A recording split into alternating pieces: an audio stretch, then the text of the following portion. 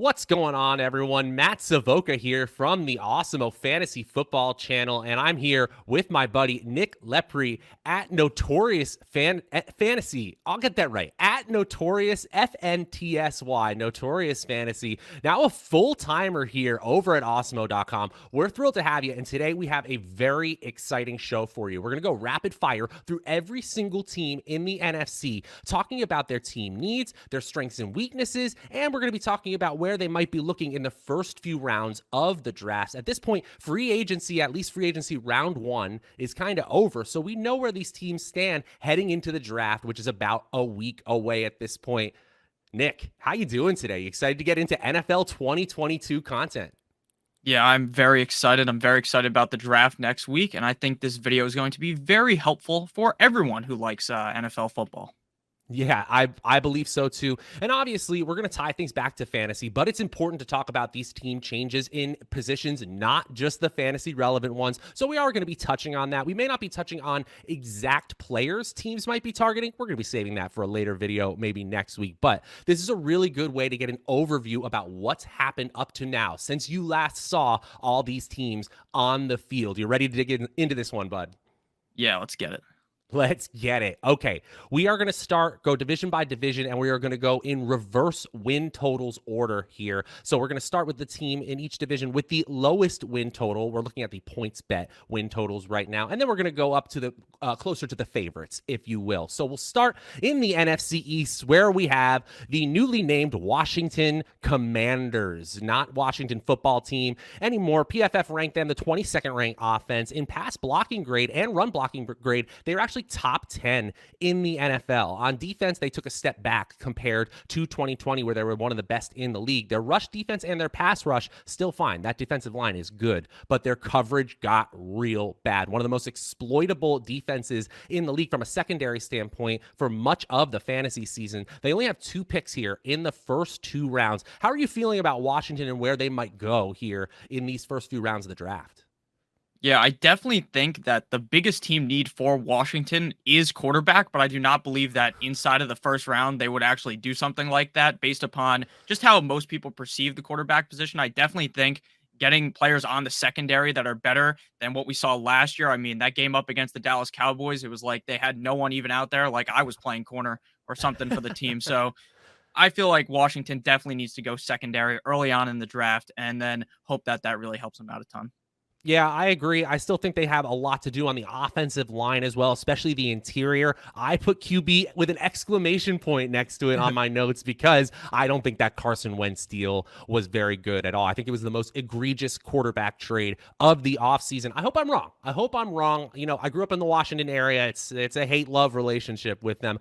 I also think we got to look at the wide receiver position. I know Terry McLaurin, not known for having that same, dare I say, ego of some of these other superstar receivers, but still, he's looking for his bag. The way he's played with some terrible quarterbacks, I think he deserves it here. Still, what percentage chance you give Washington of winning this division? Is it even 10%, 15%? Yeah, pretty low. I mean, they're not like a terrible team or something. Carson Wentz isn't awful, but they're not a team that I would really see or project to actually win this division this year. It's really hard to see it. 7.5 wins is their expected win total right now. Personally, I'm taking the under. We move on to another team in this division with a 7.5 win total right now. That's the New York Giants. Just an atrocious offense last year. I know Daniel Jones missed much of the year, so when you're talking about Mr. Neck, Mike Glennon, yeah, you might see some stats start to fall. On PFF's offensive grade, they're 31st, 30th in pass blocking grade, 21st in run blocking grade, and on defense, not much better. Bottom 10 in the NFL in pass rush grade, rush defensive grade, and overall defensive grade. Just a lot of things that I'm worried about with this team. I do think they're going to look offensive line. I think with the way Kadarius Toney is not available, and there's this drama now where he doesn't have the playbook, I think they look wide receiver. They've got 5 picks in the first 3 rounds, including 2 first-round picks. I'm going to ask you the same question here with the New York Giants. Where do you think we're going? I think that they definitely do need to go and look at the wide receiver position. The problem with that is that I'm pretty sure they have the highest paid wide receivers in the NFL. Yeah. And think Kadarius Toney and Kenny Golladay scored 0 touchdowns last year combined, which just isn't good at all. They backed up the Brinks truck for Kenny Golladay, and I'm actually a big Kenny Golladay fan, but he absolutely sucked last year. So the hope for the Giants is that he really turns it around and the wide receiver core does.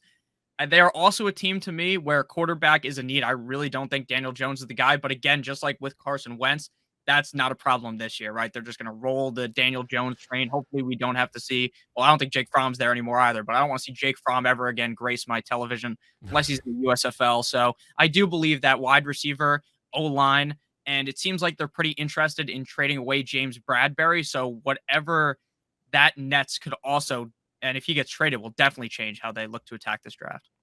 Look, the bottom line is any team with 3 picks in the top 36 of the NFL draft can turn their season around in one offseason, right? If they hit on all 3 players, no matter who they pick at what position, they're going to be a changed team.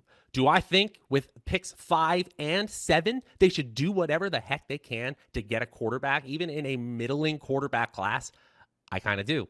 I understand if you're going to try to just churn that draft capital till next year when there are more quarterbacks, more quality quarterbacks expected. But I think you can take your chances on a Pickett, a Malik Willis. They absolutely have ceiling here, even if it's not as slam dunk of a pick as some other top 10 quarterbacks we've seen in the past. Okay, we're moving on here to more of the contenders. The Philadelphia Eagles probably going to continue rolling with Jalen Hurts here. They have an 8.5 win total, second best in the NFC East. They had the 8th best offense according to PFF by the end of the season, and much of that was because of that quality offensive line, top 5 in both run blocking grade and pass blocking grade.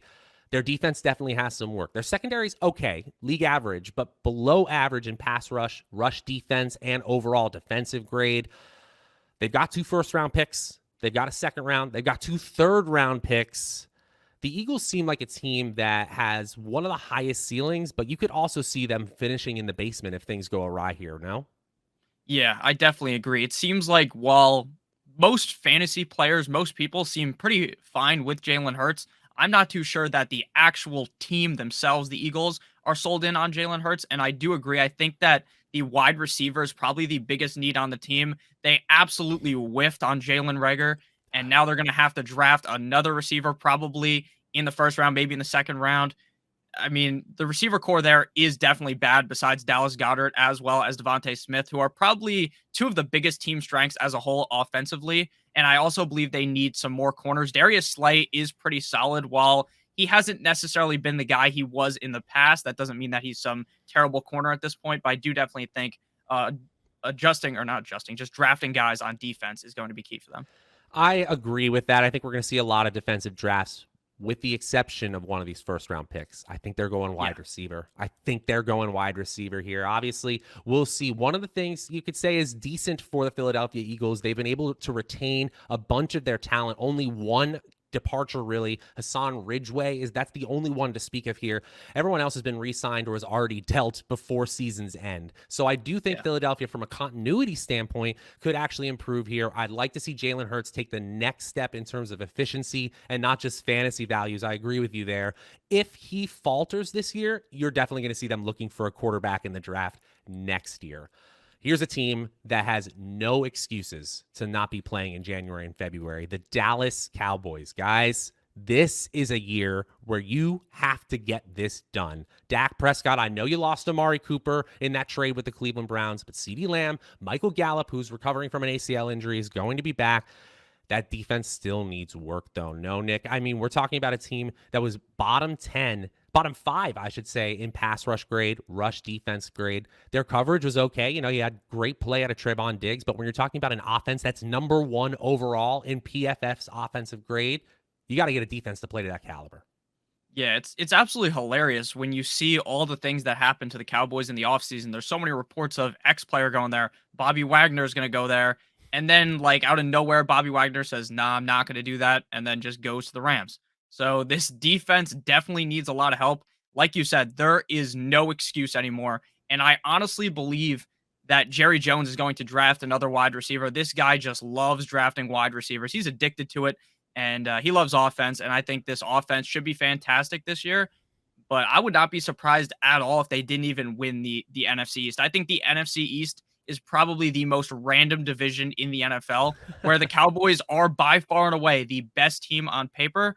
But when we go back and look at things at the end of February, I wouldn't be surprised at all if the Eagles won this division. Yeah, I definitely think there is some variance for sure here. I absolutely think the Cowboys, in terms of a complete roster, are the closest to complete in the NFC East. The Giants and Washington aren't ready to compete. I would be shocked. Again, you get 3 hits in your, you get 3 starter players in the first round for the Giants. Maybe you turn things around, but that's a low probability outcome. I'm looking at the Cowboys and I'm saying, get this done this year. Figure it out. We're going to make a rapid fire prediction here. The Cowboys are my pick to come out of the NFC East. Do you have anybody else? Do you have the guts to take the Eagles here or anybody else? Yeah, I wrote down the Eagles. I'm going to take the Eagles. In reality, the Cowboys probably will win this division, but I wouldn't be surprised at all if it was the Eagles. I really do think that if Jalen Hurts is able to get a lot better efficiency-wise, like you said, in terms of just throwing the football, that the Eagles are a team that could potentially beat out the Cowboys here. I mean, this is a pretty soft division. They could just beat down on the Giants and the Commanders, and you got to just hope that you split 1-1 with the Cowboys. Then, you know what? You could end up winning the division. Yeah, if you're 5-1 in your division, you're probably looking pretty good for a division championship or at least a playoff spot. I like that call, and I know some of our Philly locals at the Awesemo complex are going to love that as well. And maybe if you have the guts as well, if you feel like the Eagles have a better shot to win the East than many think, maybe you're drafting those Jalen Hurts stacks, those Dallas Goedert players, Devonta Smith even a little bit higher, maybe even taking some chances on those rookie wide receivers who might end up there. In best ball, you can get those players at pretty cheap prices. Speaking of, no better place to play best ball contest for NFL 2022 than Underdog Fantasy. Our sponsor, Underdog Fantasy, is known for NFL best ball, but guys, they don't stop there. Underdog has plenty of other contests for you to compete in, including live draft contests and pick'ems, which you can make up to 20x your entry fee. Get into some of those early contests in the NFL, as we're talking about here, but also check out all their other offerings and use promo code Awesemo to get a first match deposit bonus of up to $100 with Underdog Fantasy today. Okay, moving on to the other divisions in the NFC. We go to the North, where probably the biggest shakeup is just the change in Green Bay. No Davante Adams. I guess Aaron Rodgers was telling the truth when he posted that last dance photo at the beginning of last season, because Davante Adams is now a Las Vegas Raider. Still, the Packers are favorites to win the NFC North. The other other teams in this division besides Minnesota, pretty incompetent. We start with the Detroit Lions, who pretty darn bad last year. Right now, their win total sits at 6.5. What are you looking at as an overview for the Lions this offseason? Yeah, it's funny. Now on the show sheet, I wrote down the team strength, the weaknesses. So for weaknesses, I wrote basically everything. This team is weak in a lot of positions. Their only real strengths, in my opinion, are Penei Sewell, who they drafted last year. I think Hawkinson is a tight end that could end up being the best tight end in the NFL this season. That wouldn't surprise me. I think they have a great running back in DeAndre Swift. And I believe that if there was some miraculous way that the Lions won this division, I don't expect it to happen, it is because of their head coach, Dan Campbell. Now, I don't know if Dan Campbell is the best X's and O's coach in the NFL, but what I do know is that he is the team ready to play every single week. And I do believe that Dan Campbell could lead this team to win over 6.5 games. Not saying they're going to win 10 games or something, but over 6.5 could be something that is possible. I think the biggest need for this team is the quarterback position. I don't mind Jared Goff, but if I'm them, I'm taking Malik Willis in the first round. Ooh, pick 2 would be high for Malik Willis in terms of expected draft position. But maybe if you're looking at a player like Willis, again, this is GM talk. That's what we're calling it here. If you're sitting there at the GM, you're fielding calls, it sounds like, for that number 2 pick. You're trying to trade down maybe to that 8th, 9th, 10th pick. I guess the New York Giants might be worth a call then with that 5 and 7 pick. And you also got pick 32 from the Rams from that Jared Goff deal. Doesn't stop there. They got a round 2 pick 34. So right after, they got 2 picks in 3 overall picks there. And then 2 picks overall in the 3rd round. You signed DJ Chark. You saw an emergence of Amon-Ra St. Brown. I agree with you.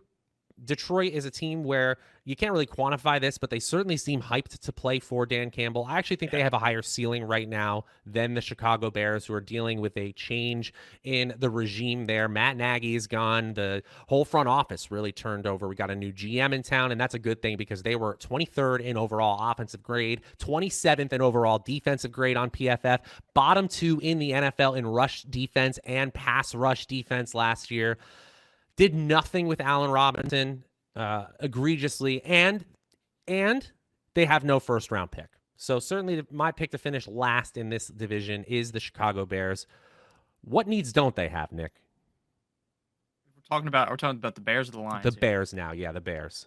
Okay, gotcha. So I think their weakness that they don't have is actually a head coach, because Matt Nagy to me was one of the biggest kind of guys. Like, you imagine some kid sitting in the corner after they do something bad, they're wearing a dunce cap, like in one of those old movies. That's what I imagine that Matt Nagy was wearing. That guy was a certified idiot. And I think that the strengths that this team does have, I think Darnell Mooney really could elevate to be a top-end wide receiver in the NFL, not necessarily a top 10 guy, but someone who could be very valuable for this offense. I also think David Montgomery is a very valuable running back.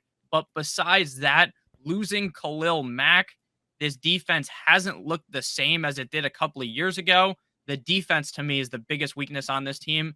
And the best way for them to get over 6.5 wins would be that Justin Fields really does take a second-year leap, because a lot of these rookie quarterbacks last year, while everyone kind of likes Mac Jones, no one really showed anything last year at the quarterback position, in my opinion, in terms of rookies. I still believe in Justin Fields, but like you said, it's really based off of his evaluation coming into the league, because Matt Nagy certainly, I agree with you, didn't give us much from a game plan standpoint to really go off of. Justin Fields has been kind of cryptic about how unprepared it seemed like they were, but I'm hoping that gets better and we can see where we actually stand with Justin Fields here. I don't think Equanimeous St. Brown and Byron Pringle coming in are going to really move the needle. So even though they have no first-round picks, their first pick in this draft is pick 39. They have another one at 48. Don't be shocked if they go wide receiver in one of those, in a very deep wide receiver class on both day 1 and day 2. Okay, now we move on to the contenders in the North, the Minnesota Vikings. It just feels like they're 1 year older, 1 year one year older as an overall offense, because they have the same core in Dalvin Cook and Adam Thielen, and of course Justin Jefferson, the same quarterback in Kirk Cousins. The big change here is offensive coordinator. They've moved out of that Kubiak run-first system, and now they're into the Sean McVay scheme, the short area passing game. Hey, could this be a fit for Kirk Cousins? How are you feeling about the Vikings heading into this offseason or into 2022? It really feels like every year the Vikings are just the same thing every year. They're just like the little brother to the Packers. I mean, we saw last year Aaron Rodgers said that he owns the Packers, or he owns the Vikings, I should say, which I don't know. Maybe he said it to the Bears. I don't even remember. He owns this whole division anyways. But the Vikings are a team that I really do like this year. I think that Kirk Cousins is one of the most underrated quarterbacks in the NFL, kind of like my opinion on Derek Carr, who we're going to be talking about not in today's video, but Derek Carr is also a quarterback who I believe is immensely underrated. They have Justin Jefferson. A lot of people are forgetting about how good Adam Thielen could be when healthy. In terms of fantasy football right now, thrown to our sponsor, Underdog, they have him as wide receiver 35 on ADP. I think that is ridiculously low for a wide receiver that can finish inside the top 12 in fantasy. But more in terms of real life, I definitely think they need some more cornerbacks. They have been taking jabs at the cornerback position, I should say, for what feels like the last couple of years, and nothing has really hit. This year, if they do plan to have a better defense, I definitely think that attacking corner in the draft will be important for them. Cornerback and edge are 2 of the top 4 I had, and cornerback was number 1 overall. So we're on the same page here. Despite ranking 18th in overall coverage grade on PFF, I still think they have a ton of work to do. Speaking of work to do, the Green Bay Packers have an 11.5 win total, which is extremely generous, and maybe that's because of the division they play in. But they have no one at the wide receiver position. Last I checked, Sammy Watkins is never on the field. As I said, Equanimeous St. Brown, that great receiver, I'm joking, isn't there anymore. Marcus Valdes-Scantling, bye-bye. He's a Kansas City Chief. What is going on with this receiving core? And can we assume that with one of those picks, 22 and 28 overall, this team is taking a wide receiver? Yeah, well, you would have assumed the same thing a couple of years ago, but instead they drafted Jordan Love. So I wouldn't say that it's a mortal lock to draft a receiver, but it probably is, right? In reality, they need a wide receiver. Sammy Watkins is not the Sammy Watkins that he was a couple of years ago. And even that Sammy Watkins wasn't very good. Like you said, he can't stay healthy. I still think the Packers could definitely win this division, but their wide receiver core definitely needs work. And if they don't upgrade the wide receiver position, don't be shocked when Aaron Jones has a million targets next year. That's really true. That's a great point because Aaron Jones has kind of been written off because of the offensive quality concerns in fantasy drafts, right? He's kind of falling down the board. Meanwhile, they gave him the bag last year. We got no one else in the receiving core. We know that A.J. Dillon is going to be involved, but Aaron Jones is not going anywhere, especially in the passing game. So you're talking about any kind of PPR format, half PPR like underdog. That's a great call. I think I'm going to be above ADP when our rankings and projections come out. Best ball very, very soon, by the way, on Awesemo.com. I'm going to go and say the Packers are winning this division. They have a 3 expected win differential between any other team. The Vikings, of course, are second here. Vikings are the only one who's got a shot here. Are you doing the same thing? Are you picking the Vikings? Do you have the guts here? No, I'm going with the Packers. I just feel super confident in Aaron Rodgers. Maybe not winning MVP this year. He's won it back-to-back seasons, but I am pretty comfortable with saying that even without Devontae Adams, he's going to excel pretty heavily in this offense. There's a reason why he begged for Randall Cobb last year. That's because Randall Cobb is still amazing. So the Packers should be just fine. Will they make a deep playoff run? Probably not. Maybe they'll choke in the NFC Championship as per usual, but they're definitely going to win this division. You heard it here first. Randall Cobb, league winner. I kid. Yeah, they might bring back Jordy Nelson as well. Oh, get the whole band back together. Donald Driver, Greg Jennings. Let's do it all. Greg Jennings. Hey, it could happen. Green Bay's got to figure it out. It's all on Aaron Rodgers' shoulders this year. To the NFC South, where we have 3 messes and 1 absolute Super Bowl or bust contender. That's the way the Tampa Bay Buccaneers are feeling about this season.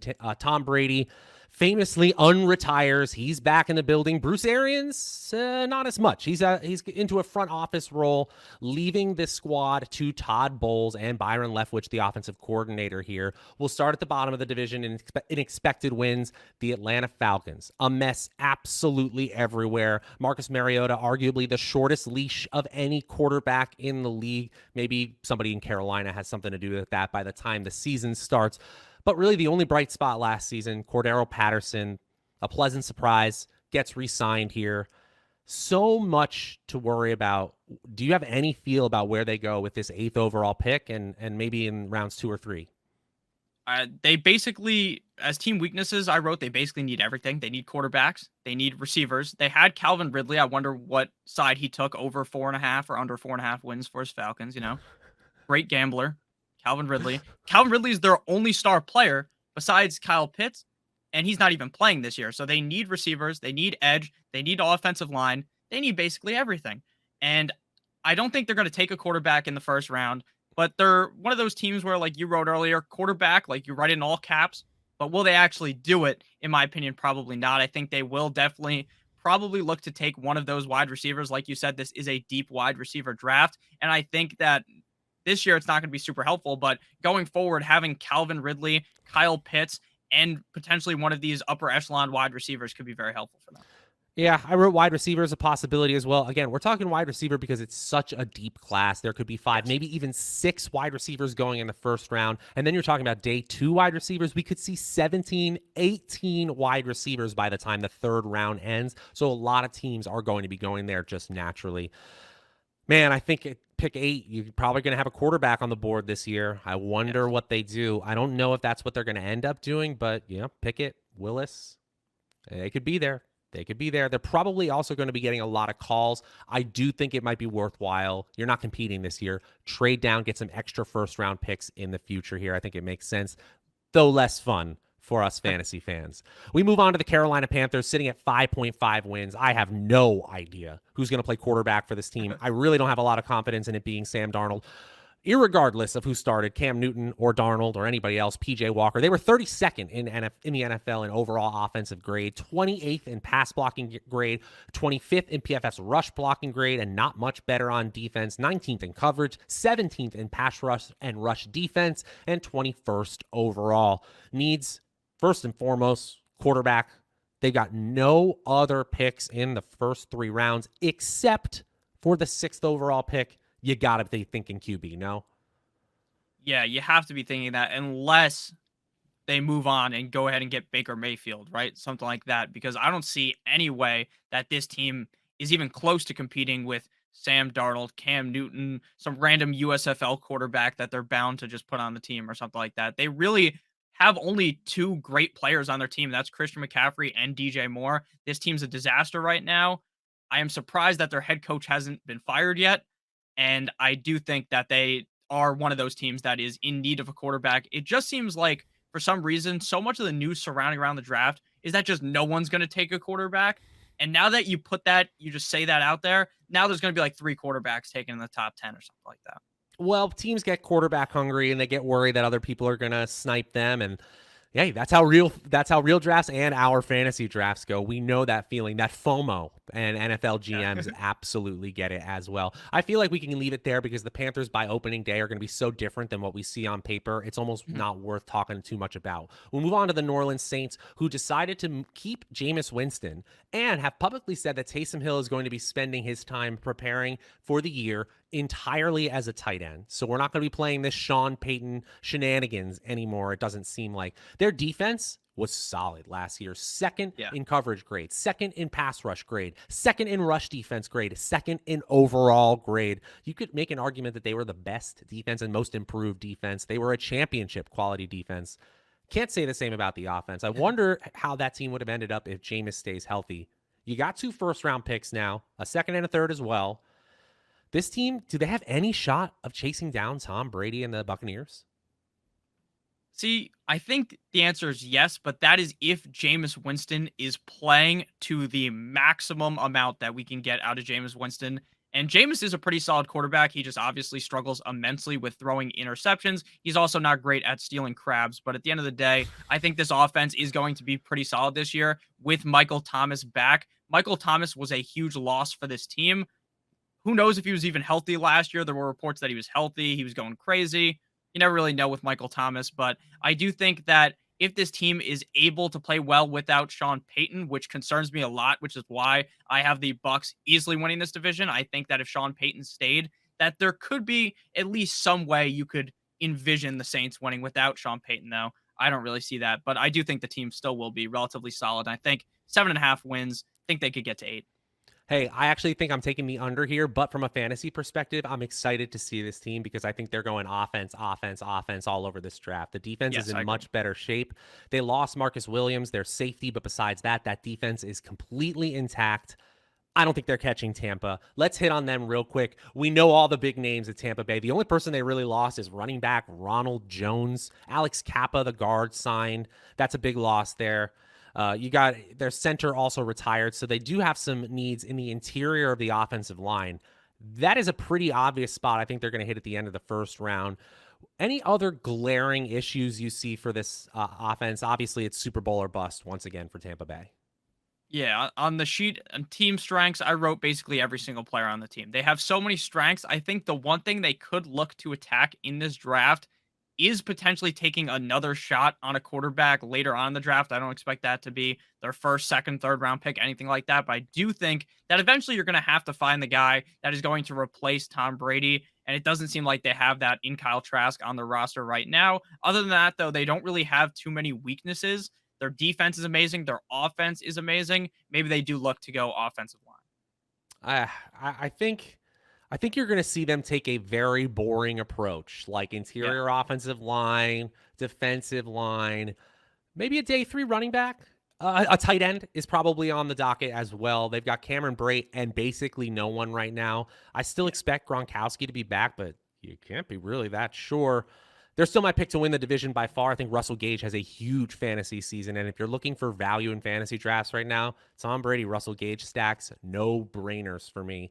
Any other thoughts on this division before we move on to the final division, the West? Yeah, my final thoughts here is that this is by far and away the most boring division in terms of there's just one clear team, and there's no one else even going to get close to them. Maybe the Saints could. I know you said you like the under. Maybe they get 8 wins, but the Buccaneers could reasonably win 13 games, so I'm definitely going to go ahead and say that this is probably the safest division to bet on if you were to place a bet. The NFC West, our final division here in our NFC GM Talk breakdown. The Seattle Seahawks are going to look a whole lot different this year with no Russell Wilson. It almost feels like a lot of these Seahawks fans like weren't NFL fans before the Seahawks had Russell Wilson. Like it wasn't that fun, and it may not be fun. They still have one of the best receiving cores with Tyler Lockett, DK Metcalf, and now Noah Fant added to the mix, and no one to throw them the ball. Drew Lock versus Geno Smith is an egregious quarterback battle. They have pick 9 from the Broncos. That is prime quarterback position in this draft. They also have picks 40 and 41 now, so they can make some noise for sure if they want to trade up or specifically get one player. Quarterback is a position of need, offensive line and defensive line. Is there any way you can defend this offseason for Seattle, or is it just a negative? No, it has to be a negative unless those picks that they got for Russell Wilson become amazing, which is something you can never really project, right? This is a team that in 2022 is going to struggle. They lose Bobby Wagner as well. I think they need to look at getting another linebacker. The Seahawks are notoriously bad at drafting in the first round. It seems like they have no idea how to draft someone in the first round, and then they'll end up drafting a guy like Russell Wilson in whatever round he went in the draft, right? It seems like they just have no idea what to do in the first round. They got DK Metcalf. They have Noah Fant. They have Tyler Lockett. So if Drew Lock or whoever they have play quarterback is actually solid, then maybe in the future they'll be good. But this year, this is just a disaster. And like you said, I don't really know that many Seattle Seahawks fans. It does seem like they had no idea who the Seahawks were until Mr. Russell Wilson showed up. Yeah, until Mr. Unlimited showed them the way. It could get ugly there. I hope they get a quarterback for that receiving core's sake. Now we move to the big boys of this division and really this conference. We've got 3 teams with win totals of 9.5 or higher. We begin with the Arizona Cardinals. Have had plenty of drama this year with Kyler Murray removing all of his Arizona Cardinals information from his social media, looking for that bag. I still think he ends up on the team. I still think they need help in the receiving core.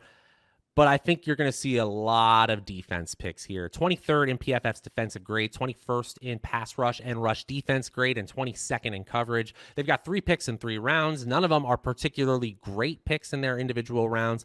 And their offseason is pretty meh. Zach Ertz is your big signing. James Conner, your other big signing. Hey, I hope for the best with them. If Kyler plays as well as he has some of the time, they have unlimited potential, but I really don't know with this team. How about you? Yeah, it's funny how you called the Cardinals one of the bigger teams when their quarterback is 4 feet tall. But yeah, they're a team that to me is probably going to look fantastic again in the regular season. Now, their team definitely looks worse on paper. You just look at it compared to last year. There's definitely a worse version of the Cardinals, but this is a team that can compete to win the division. I just don't know if Kyler Murray is going to be able to elevate this team to potentially push their way towards the NFC Championship, towards potentially winning a Super Bowl. I don't necessarily see that. Their best player on the team, though, has to be Kyler Murray. And I completely agree with you, though. I believe he will re-sign. And I think at the end of the day, we're going to be like, why did we even pay attention to all of these news blurbs he's putting out with all the memes about how he's going to go play baseball or something? He's going to be the quarterback of the team. And I'm very confident that even by the preseason, this is all ironed out. He's also very good. Like, he had an egregious game against the Los Angeles Rams. He looked terrible.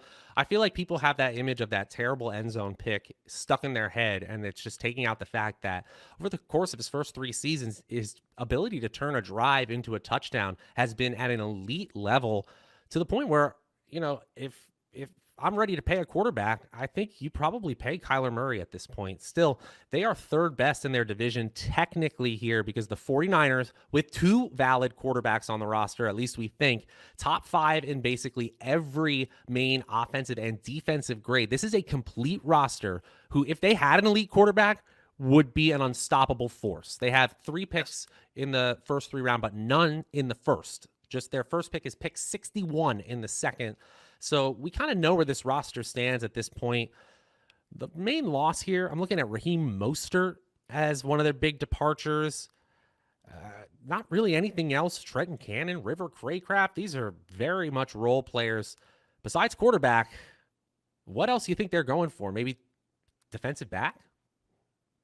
Yeah, probably. I think there's also reason to believe maybe if Deebo Samuel's gone, they draft a receiver, because it doesn't seem like Shanahan has the most confidence in Brandon Ayuk. We've seen him play well at the college level, at the NFL level, but last year, if you remember last year, like he was in the doghouse, he couldn't do anything. Then he comes out of the doghouse. It's like, holy shit, we can play him in DFS. And then the next week, he's back in the doghouse. It was terrible last year for Brandon Ayuk. And this team was great with Jimmy Garoppolo. So if Trey Lance is able to be better than what people think, then this is a team that is destined to be a contender for the next couple of years. They are a really solid team. But if they do lose Deebo Samuel, that is going to be an immense blow. I don't think they will lose Deebo Samuel, but that is like the biggest talking point of today is Deebo Samuel. I mean, we literally got news today, April 20th, as we went live, that Deebo Samuel has asked for a trade. Yeah. It's a wild situation. I think it's going to last throughout the draft and maybe throughout the offseason here. Deebo Samuel, it seems like a lose-lose situation. The 49ers get worse if they lose Deebo Samuel, and Deebo Samuel's value in fantasy gets worse if he doesn't get those snaps. I'm also interested to see how the loss of offensive coordinator, I lost my Mike McDaniel. Mike McDaniels. I almost said Mike Munchak. I was like, that is not correct. Mike McDaniels. Let's see how much of an architect of that offense he really was. If Kyle Shanahan is the real guru we all say he is.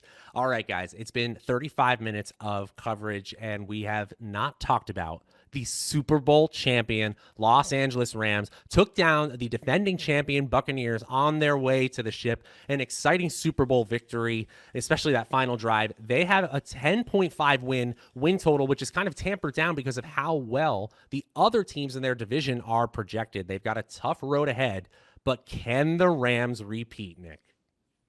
Yeah, I wouldn't surprise me. Team strengths, they're the other team that with the Buccaneers, how it's basically just like the constitution of names here. There's so many names of good players on the LA Rams. They bring in Bobby Wagner. Cooper Kupp seems like he doesn't necessarily have that ego. Based on what I read, it seems like he's fine just being paid with however much he's being paid right now. So that's excellent for the Rams. Matthew Stafford is not on this crazy huge contract. This is a team that could definitely repeat. There was a lot of noise before last Super Bowl. Does Sean McVay have it? Can he coach them to win the game? And guess what? He did. He is one of the best coaches in the NFL. This is one of the best teams. Their team weakness, that is not a very long list. It really is. They don't have that many weaknesses on the team. And in terms of the draft, I can't even really think where they would go unless they can't bring back Odell. Maybe they just draft. Again, this is a class that realistically has a shit ton of good receivers. So them taking a receiver in like the third or fourth round shouldn't surprise you. Well, maybe. They don't even have you spent some draft capital on Tutu Atwell last year, Van Jefferson the year before, and you signed Allen Robinson. Guys, hot take of the early offseason. Allen Robinson might end up being my highest owned wide receiver in best ball. I'm going to have so much Allen Robinson because I think the regression in terms of offensive quality is going to be less for the Los Angeles Rams than Cooper Kupp's individual offensive efficiency. I think both teams are going to do just fine. In fact, the Rams are still my pick to win the division here, but I think you see a little bit less production from Cooper Kupp and pretty much similar production from the passing offense overall. That means Van Jefferson, Allen Robinson look like some of my favorite values in fantasy. And again, this team doesn't have a single pick in the top 100. Their first pick is pick 105. Okay, Nick, who is your NFC West champion? And then we'll wrap things up here. Yeah, I'm going with the Rams real quick just to add on to the Rams. You didn't talk about Cam Akers, and I didn't either. I forgot to talk about him. He was gone all of last year. To me, I think that he's a very talented running back, and that could make this team even better in the regular season. Not that Darrell Henderson is like a bum or something, but I would definitely prefer to have Cam Akers. So yeah, he's probably a top, in terms of overall talent at the position and his age and salary adjusted, probably a top 10 asset at the position. Really like Cam Akers. That is one area they can improve run and blocking. They lost Andrew Whitworth to retirement. That's also notable there. Okay, as we wrap things up, Nick, this will be fun. We obviously get plenty of chances to change our minds here. But if you had to guess, what is the NFC Championship game? Who are the two teams competing? Who you got? I got the Buccaneers. I think that this team is complete on all facets of the field. They're amazing. And then I got the 49ers. I wanted to go with the Rams. I think that's going to be basically everyone's pick is probably going to be Buccaneers versus Rams. So we're going to go with the 49ers, assuming they don't lose Deebo Samuel and assuming they get rid of Jimmy Garoppolo. Trey Lance, there are some big question marks about him. I don't even know why they realistically drafted him where they did. I didn't think he was the guy to be drafted there, but they drafted him. They felt very confident in it, it seemed. So if Trey Lance is that guy, then they really could be dangerous. They were good with Jimmy Garoppolo. So as long as Trey Lance doesn't suck, you could realistically see them being one of the best teams in the NFC. Absolutely. Absolutely. The 49ers could put it together easily. Again, with competent quarterback play, they're excellent. With great quarterback play, they might be one of the best teams in football. I'm going with the Buccaneers as well, hosting and eventually beating the Dallas Cowboys. I think the Dallas Cowboys have a uniquely easy route to an NFC championship game this year. I think they have a very easy division, as we mentioned early on in this show. And I think the NFC North really only has one quality opponent in the Green Bay Packers. If they can avoid some of those tougher opponents, they can get to this NFC championship game. I think that game would be a whole lot of fun. Remember that week 1 game, Tampa Bay versus Dallas, which was an offensive explosion. Michael Gallup gets hurt in that game eventually, but maybe that's a little preview of what happens in January this year. All right, who is your NFC champion? I said it's the Tampa Bay Buccaneers. I think Tom Terrific is back in the Super Bowl. What say you, Nick? Yeah, I'm also going with the Buccaneers. I really think that Tom Brady would not have came back. He's 45 years old. It doesn't even seem to matter. And I'm not here to just, give all his praise to Tom Brady. I don't like Tom Brady, but he's still amazing. So at the end of the day, the Buccaneers are going to probably win the NFC, and I think they're going to win the Super Bowl. Tired of betting against him.